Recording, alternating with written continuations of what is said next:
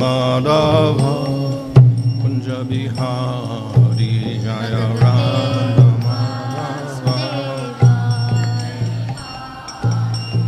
Gopi Jana Vallabha Girivardhari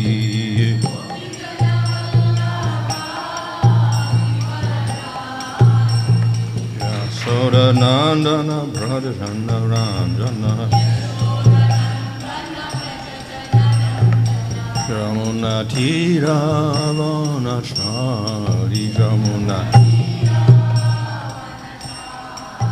Jaya Radha Madhava Kunja Bihari Jaya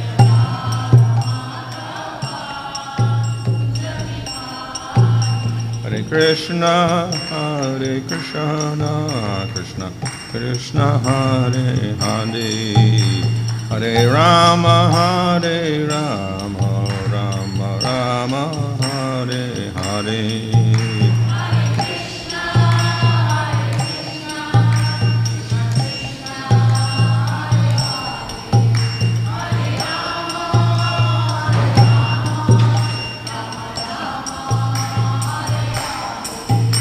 Jaya Prabhupada Prabhupada Prabhupada Jaya Prabhupada Jaya Prabhupada Jaya Prabhupada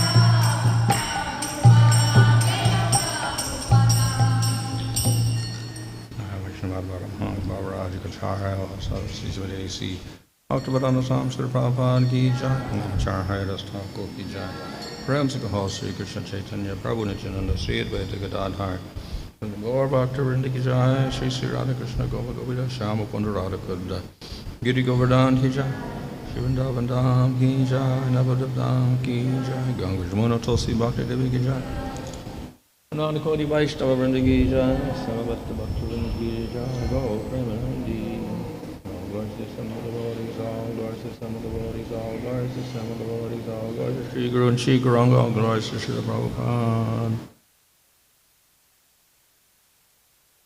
Om Namo Bhagavate Vasudevaya. Om Namo Bhagavate Vasudevaya. Om Namo Bhagavate Vasudevaya. Nama Om Vishnupadaya Krishna Vrishthaya Bhutale Srimate Bhaktivedanta Swami Niti Namane Namaste Saraswata Deve Gauravani Prachadane Nirvashesha Shunyavadi Paschatadesha Tarane Sri Krishna Chaitanya Prabhu Nityananda Sri Advaita Gadadhar Shivasadi Gaur Bhaktivinoda Hare Krishna Krishna Krishna Hare Hare Hare Rama Rama Rama Hare Hare. Reading from Srimad Bhagavatam, Canto 11, Chapter 26, Verse 31. Yathopaśrayamāṇasya bhagavantam vibhāvasum śītam bhayam tamo pyeti sādhūn saṁsevatas tathā.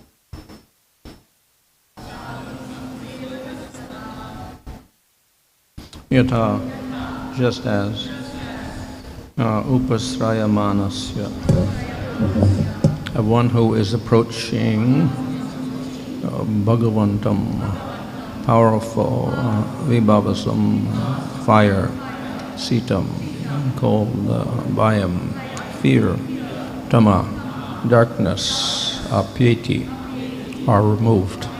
Sādhūn, saintly devotees, saṁsevataḥ, for one who is serving. Tathā, similarly. Translation: just as cold, fear, and darkness are eradicated for one who has approached the sacrificial fire, so dullness, fear, and ignorance are destroyed by one engaged in serving the devotees of the Lord.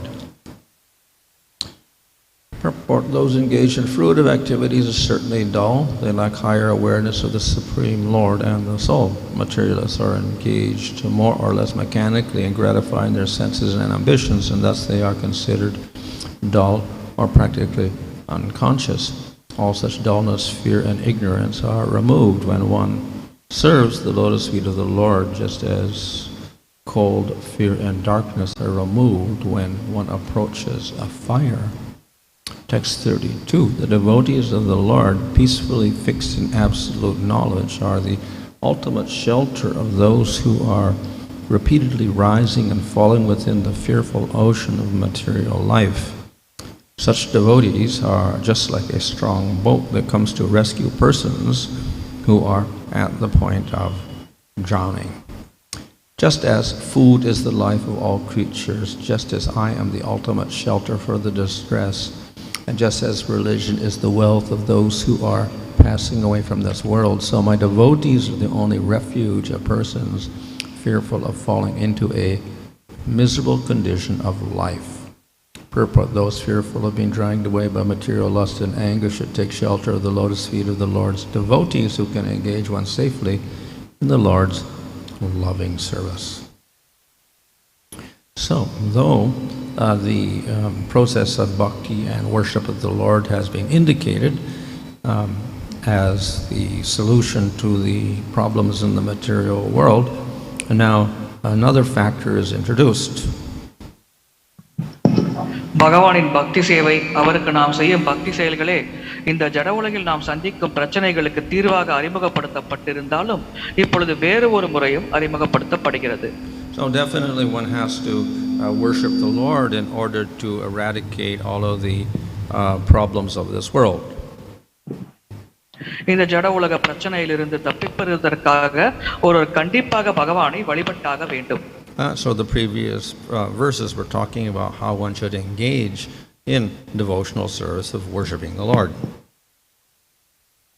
இதற்கு முந்தைய பதங்களில் ஒருவர் பக்தி சேவையில் எவ்வாறு ஈடுபட்டு பகவானுக்கு சேவை செய்வது என்பதை பற்றி விளக்கப்பட்டது.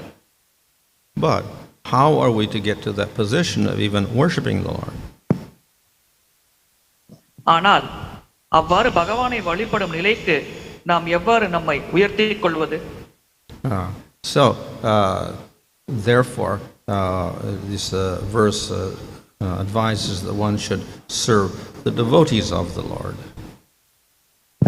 எனவேதான் இந்த பதத்தில் பக்தர்களுக்கு சேவை செய்ய வேண்டும் என்று அறிவுறுத்தப்பட்டுள்ளது. And of course, we do have verses to say that just as you worship the Lord to the same degree, you should worship the devotee. வேறு சில பதங்களிலும் நாம் பகவானுக்கு எவ்வளவு மரியாதை செலுத்துகிறோமோ அதே மரியாதை நாம் பக்தர்களுக்கு செலுத்த வேண்டும் என்று விளக்கப்பட்டுள்ளது. So that is so, but at the same time we also realize there is difference. இது உண்மையாக இருந்தாலும் இங்கு இருக்கும் வேறுபாட்டையும் நாம் புரிந்து கொள்கிறோம். So we recognize the devotees are Jivas, and Supreme Lord is not a Jiva, he is Ishvara. பக்தர்கள் ஜீவாத்மாக்கள் ஆவார்கள், ஆனால் பகவான் ஜீவாத்மா அல்ல, அவர் ஈஸ்வரர் ஆவார். So though we can also worship the same one or the other, at the same time we do recognize differences. நாம் இருவரையுமே வழிபட்டாலும் அவர்களுக்கு இடையில் இருக்கும் வேறுபாட்டையும் நாம் புரிந்து கொள்கிறோம். And because of the differences we cannot treat them in the same way. அந்த வித்தியாசத்தினால் நாம் இருவரையும் சமமாக நடத்த முடியாது. So in other words, the Lord is always the most worshipable object and the Jiva is always the worshipper. வேறு விதமாக கூற வேண்டுமென்றால் பகவானே எப்பொழுதும் வழிபடத்தக்க நபராக இருப்பார். ஜீவாத்மாக்கள் அவரை வழிபடுபவர்கள் ஆவார்கள். And the jiva is eternally dependent on the Supreme Lord.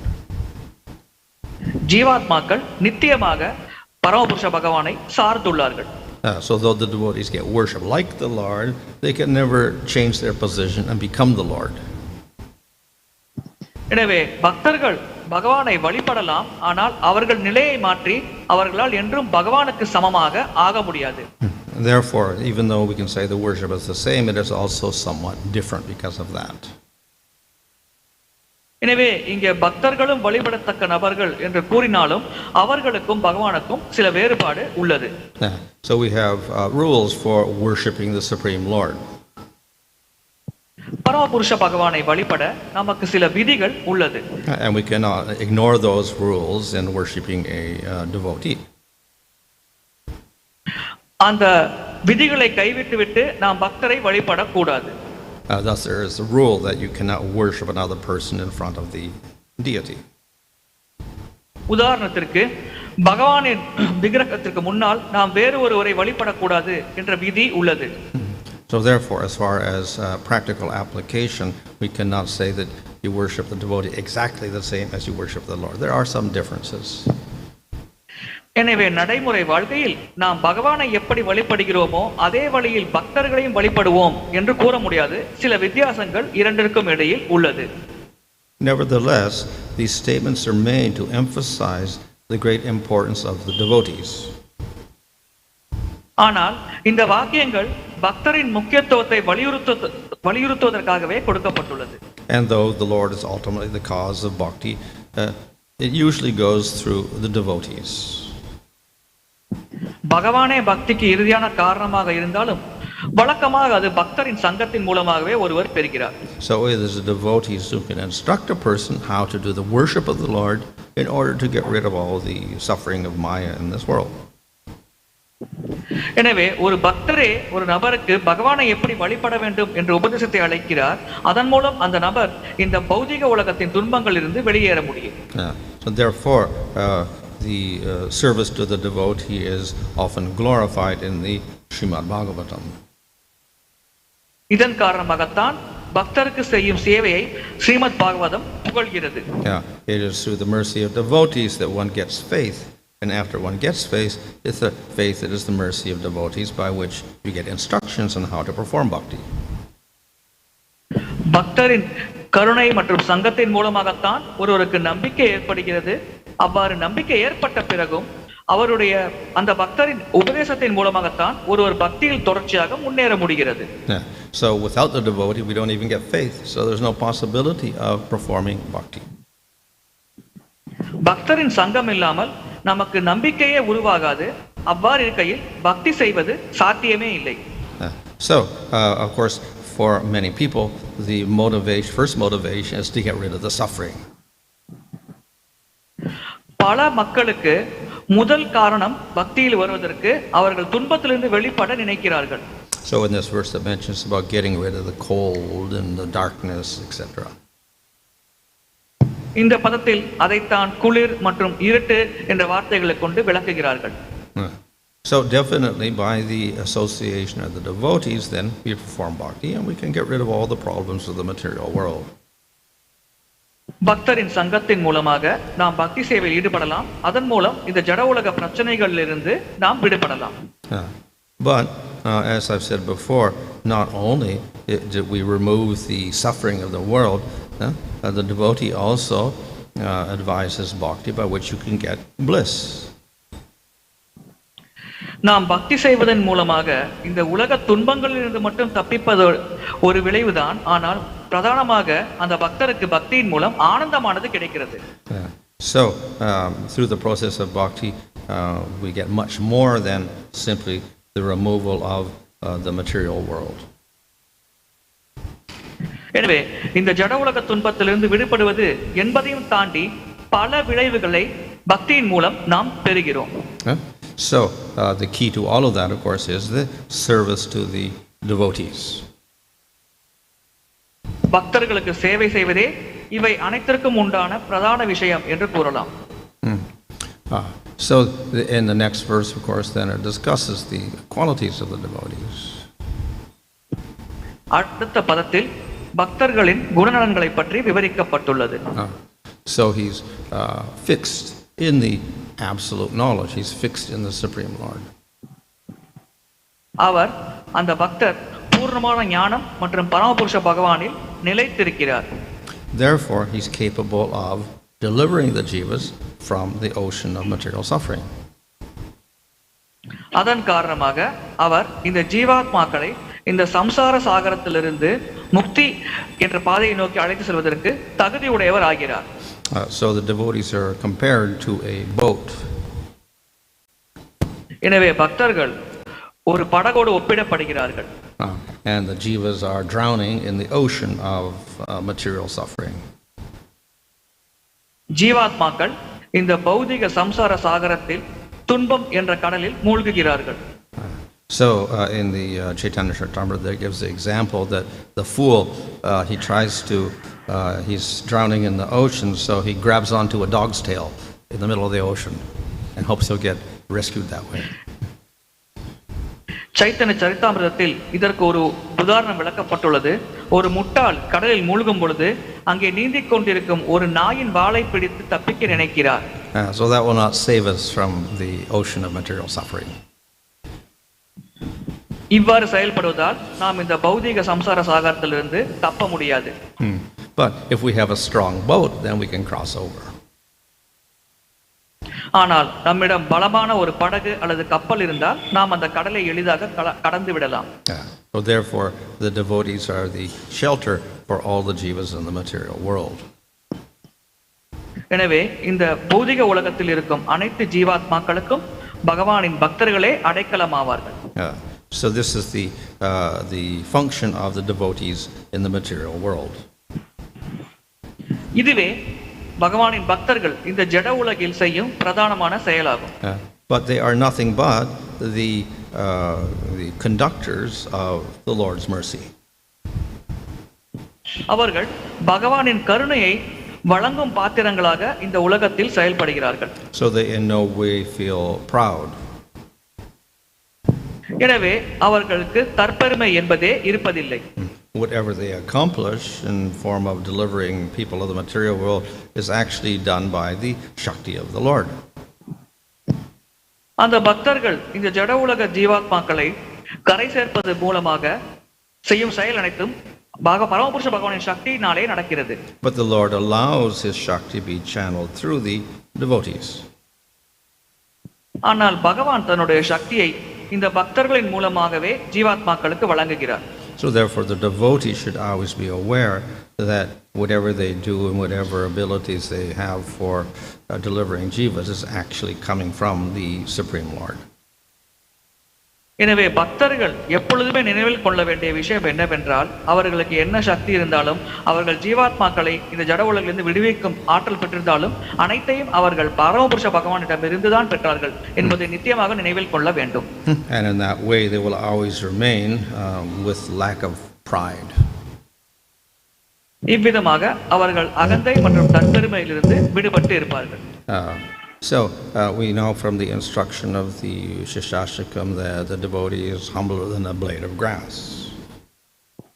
சிக்ஷாஷ்டகத்தில் ஒரு விளக்கம் கொடுக்கப்பட்டுள்ளது, பக்தர்கள் புல்லை விட பணிவாக இருப்பார்கள் என்று. And we also see, of course, in the Bhagavad Gita there it says we approach the devotee who has knowledge, and we have pranipat, which is submission. நாம் பகவத்கீதையில் கூட பார்க்கிறோம், ஞானமுள்ள ஒரு பக்தரை அணுகுகிறோம், அவரிடம் நாம் நம்மை சமர்ப்பிக்கிறோம் என்று. So this is of course because if we want knowledge we have to have that attitude. எனவே நமக்கு ஞானம் இருந்தால் நமக்கு பணிவும் இருக்க வேண்டும். But it's also intrinsic to the practice of bhakti itself. ஆனால் இந்த பணிவு என்பது பக்தி வழிமுறையில் ஒரு அங்கமாகவே இருக்கிறது. Because to begin bhakti, we have to accept the position that we are eternally Krishna's servant. ஏனென்றால் நாம் பக்தி செய்தால் நாம் நித்தியமாக பகவான் கிருஷ்ணரின் சேவகன் என்ற நிலையை நாம் ஏற்றாக வேண்டும். And all the pride, in fact, all the identities in the material world don't recognize that at all. எனவே இந்த தற்பெருமை மற்றும் இந்த பௌதிக அடையாளங்கள் அனைத்தும் இதை அங்கீகரிக்கவே அங்கீகரிக்காது. So when the pride manifests, then it negates that very principle of bhakti. எப்பொழுது ஒரு பக்தரின் மனதில் தற்பெருமை உருவாகிறதோ அது அவருடைய பக்தியை பாதிக்கிறது. So therefore the pride will destroy the bhakti because it's actually opposite of bhakti. இந்த அகந்தை மற்றும் தற்பெருமை பக்தியை அழித்துவிடும், ஏனென்றால் அது பக்திக்கு எதிராக செயல்படுகிறது. If we have pride, then we cannot also be the eternal servant of the Lord. We are acting in an opposite way. இவ்வாறு அகந்தையோடு நாம் இருந்தால் நாம் பகவானுக்கு நித்தியமாக சேவகனாக செயல்பட முடியாது, ஏனென்றால் நாம் அதை எதிர்த்து அந்த வழியில் செயல்படுகிறோம். So therefore to approach devotion itself, we have to have that humble attitude. எனவே பக்தி என்பதை அணுகுவதற்கே நமக்கு பணிவு என்ற தகுதியானது தேவைப்படுகிறது. And we have to surrender to the Lord, and we also have to surrender to the devotees. நாம் பகவானிடம் சரணடைய வேண்டும், அதேபோல் நாம் பக்தர்களிடமும் சரணடைய வேண்டும். And then through the devotees we get the process of bhakti. அந்த பக்தர்களின் சங்கத்தின் மூலமாக நாம் பக்தி வழிமுறையை பெறுகிறோம். So to get the mercy of the Lord, of course, we have to please Him by worshiping Him. பகவானின் கருணையை பெற நாம் அவரை திருப்தி செய்ய வேண்டும், அது அவரை வழிபடுவதன் மூலமாக நாம் செய்யலாம். But then our approach to the Lord is through the devotee. ஆனால் நாம் பக்தரின் மூலமாகவே பகவானை அணுகுகிறோம். So just as we have to serve and worship the Lord, then we have to serve and worship the devotee.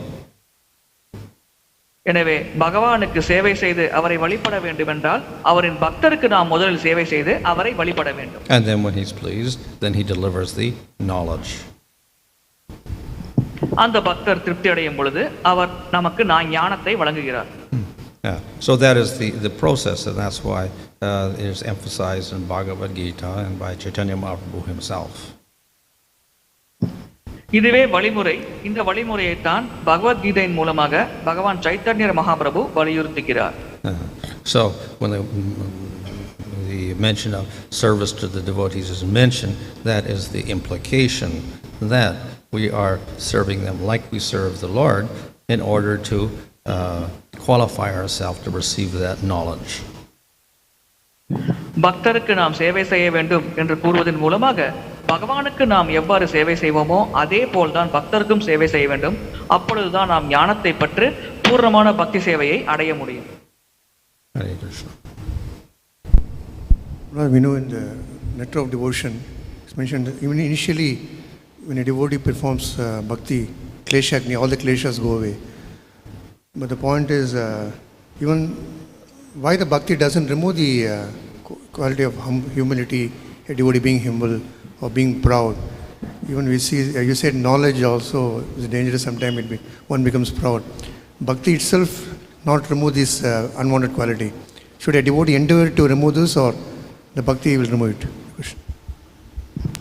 பக்தியை பயிற்சி செய்ய தொடங்கும் பொழுதே அந்த பக்தரிடம் இருக்கும் கிளேசங்கள் அனைத்தும் போய்விடும் என்று கூறப்பட்டுள்ளது.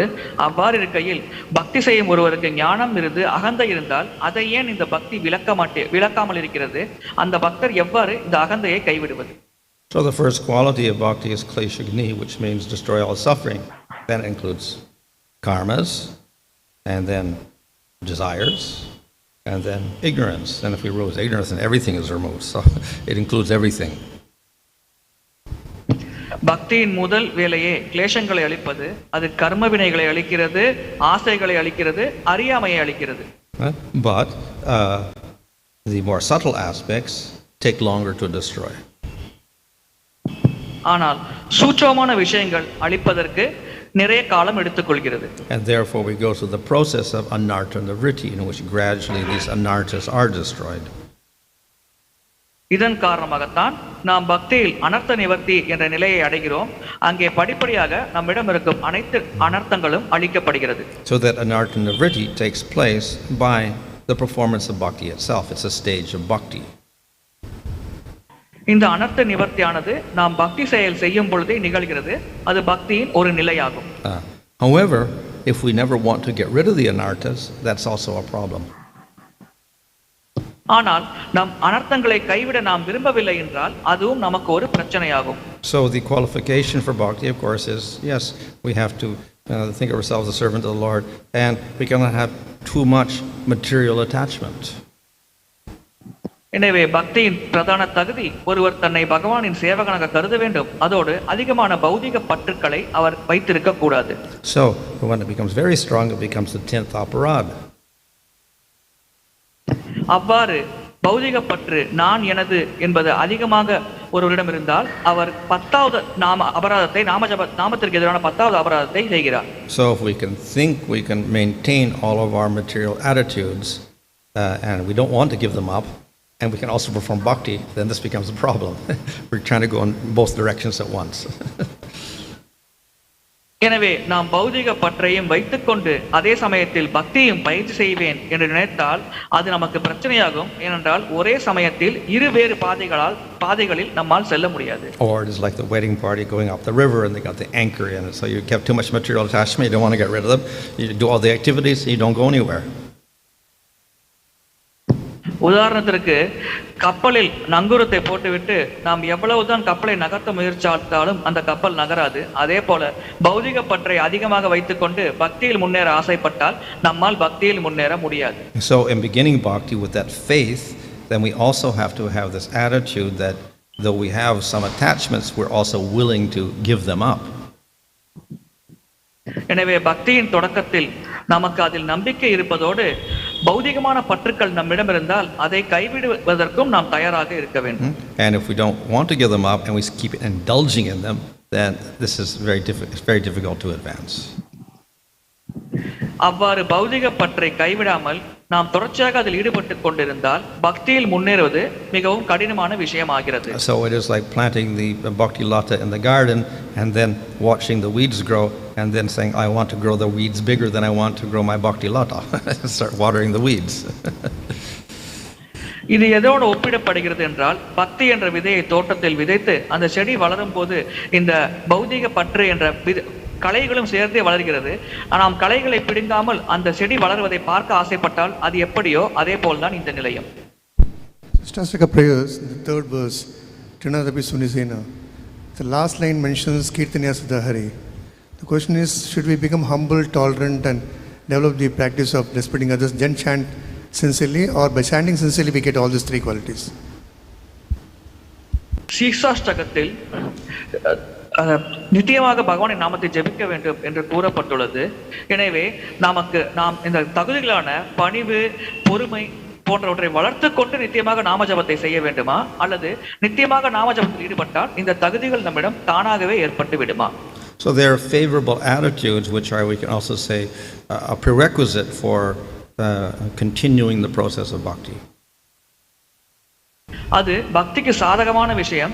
அது பக்தியை தொடர்ச்சியாக செய்வதற்கு உண்டான முற்தகுதிகள் என்று கூறலாம். Because as I said, if we don't have any humility, then we're very proud, then obviously we don't think we're the servant of Krishna. We want to be Krishna. நாம் பணிவு இல்லாமல் அகந்தையோடு இருந்தால் பகவானின் சேவகன் என்று நாம் நினைக்க மாட்டோம். மாறாக பகவானுக்கு சமமானவர் என்றே நினைப்போம். But of course, we don't have perfect humility or perfect tolerance in the beginning. We have some trace of it, but we don't have it in a perfect state. நமக்கு பக்தியின் தொடக்கத்தில் பக்குவமான முழுமையான பணிவோ அல்லது முழுமையான பொறுமையோ கிடைப்பதில்லை. அதில் ஒரு சிறு பகுதி மட்டுமே நமக்கு கிடைக்கிறது. So the more we practice, then the more these qualities become manifest. ஆனால் பக்தியில் தொடர்ச்சியாக ஈடுபடும் பொழுது இந்த தகுதிகள் மெல்ல மெல்ல வெளிப்படுகிறது. And then in the perfect devotees, these qualities manifest to the highest degree. பக்குவமான பக்தர்களிடம் இந்த குணநலன்கள் அதிகமாக வெளிப்படுகிறது. But they don't manifest by any other process than the process of bhakti itself. ஆனால் இது பக்தி என்ற வழிமுறையை தவிர வேறு எந்த வழிமுறையிலும் வெளிப்படாது.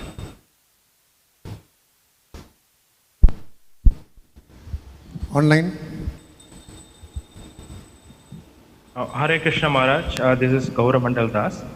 We have one question online from a couple of questions coming in online. The first question being from Jayashri Devi Mataji. Services performed by devotees with material desire like position and power, will it count as pious activities or it will count as services to Krishna? பௌதிக ஆசைகளோடு, அதாவது பௌதிகமாக ஒரு நிலையை அடைய வேண்டும், பௌதிகமாக நான் மிகவும் செல்வந்தர் மற்றும் சக்திமானாக ஆக வேண்டும் என்ற ஆசைகளோடு ஒருவர் செய்யும் பக்தி சேவையானது புண்ணிய காரியங்களாக கருதப்படுமா அல்லது கிருஷ்ணரின் சேவைகளாக கருதப்படுமா? Services done with material desire like position and power, will it count as pious activities or it will count as service to Krishna? Oh. Well, obviously, it depends on how much we're mixing these other desires. இது நாம் மற்ற ஆசைகளை பக்தியோடு எந்த அளவுக்கு கலக்கிறோம் என்பதை பொறுத்தது.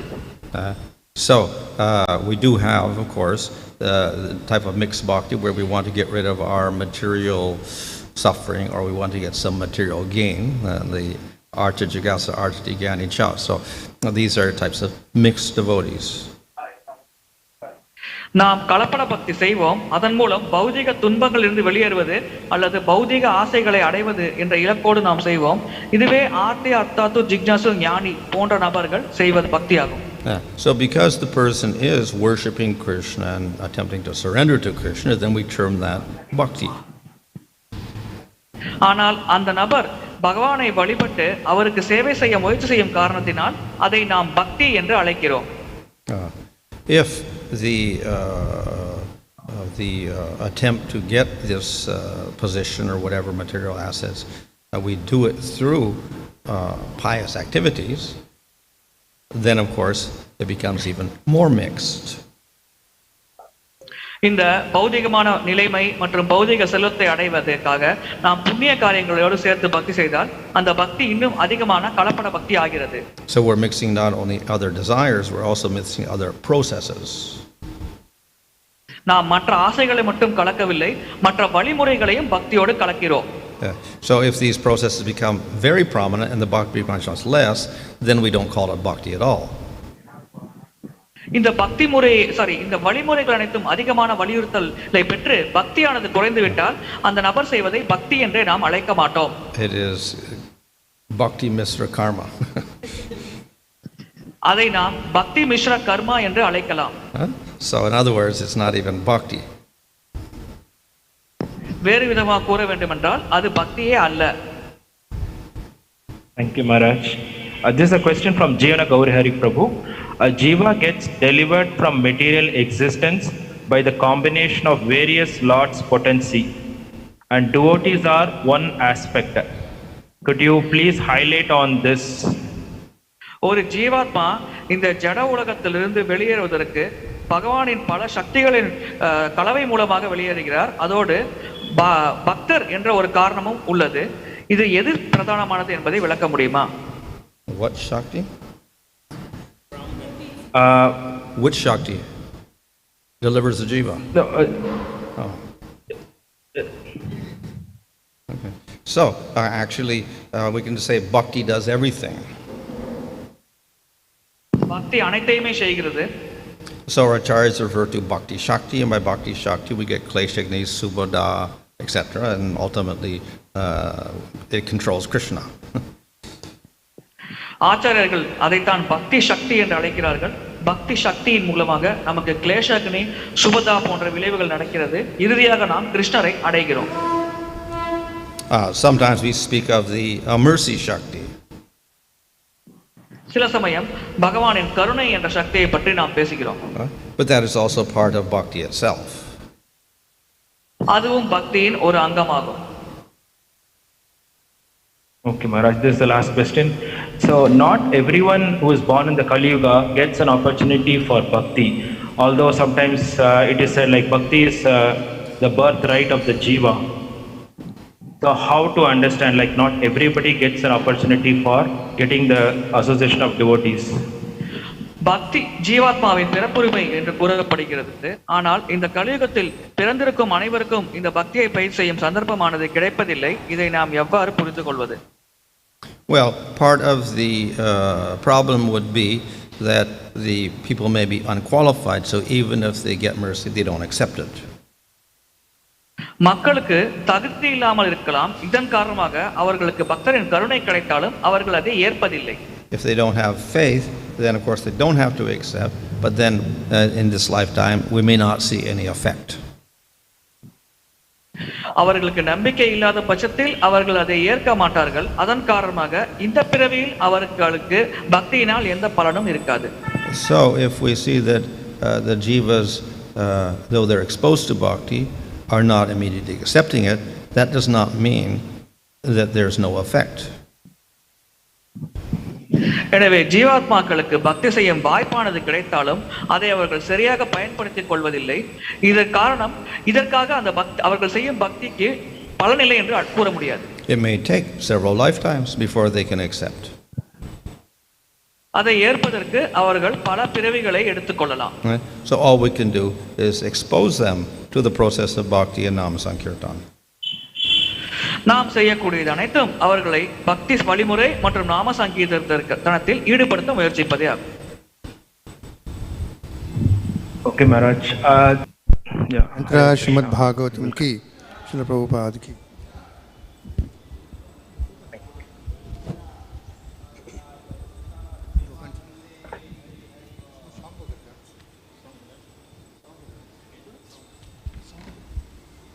Hare Krishna.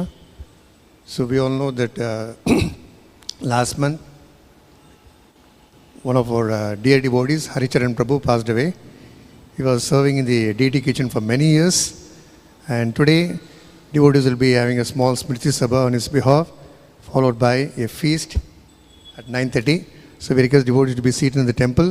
So different devotees will glorify Haricharan Prabhu, and as today's sloka is always fully concentrated on glorifying devotees. So இன்னைக்கு வந்து ஹரிச்சரன் பிரபு நம்ம மத்தியத்தில் வந்து பல வருஷம் வந்து பகவானுக்கு ராஜபோக குக்கிங்கில் ஈடுபட்டிருந்தார். How Mahatmas worship Krishna. இன்று மாலை பகவத்கீதை 9வது அத்தியாயம் 14வது ஸ்லோகத்திற்கான விளக்கம் தரப்படும். இதன் தலைப்பு மகாத்மாக்கள் எப்படி பகவான் கிருஷ்ணரை வழிபடுகிறார்கள். மியூட் பண்ணிருங்க. ஸோ அவரோட நினைவு தினம் இன்னைக்கு ஸ்மிருதி சபா. ஸோ இன்றைக்கி கிளாஸில் கூட இப்போ மகாராஜ் வந்து பக்தரில் வந்து எவ்வளோ நம்ம வந்து புகுந்து பேசுகிறோமோ அவ்வளோக்குள்ளே கிருஷ்ணர் வந்து சந்தோஷப்படுவார். ஒரு 15-20 மினிட்ஸ்க்கு வந்து பக்தர்கள்லாம் ஒன்றா உட்காந்து யாரெல்லாம் ஹரிச்சரன் பிரபு கிட்ட நீங்கள் வந்து உங்கள் சவாசம் வச்சுட்டு அவரை பற்றி எதனா பேசுகிறோமோ நீங்கள் பேசலாம். ஹரே கிருஷ்ணா. ஹரிச்சரன் ஃபோட்டோ இருக்கா?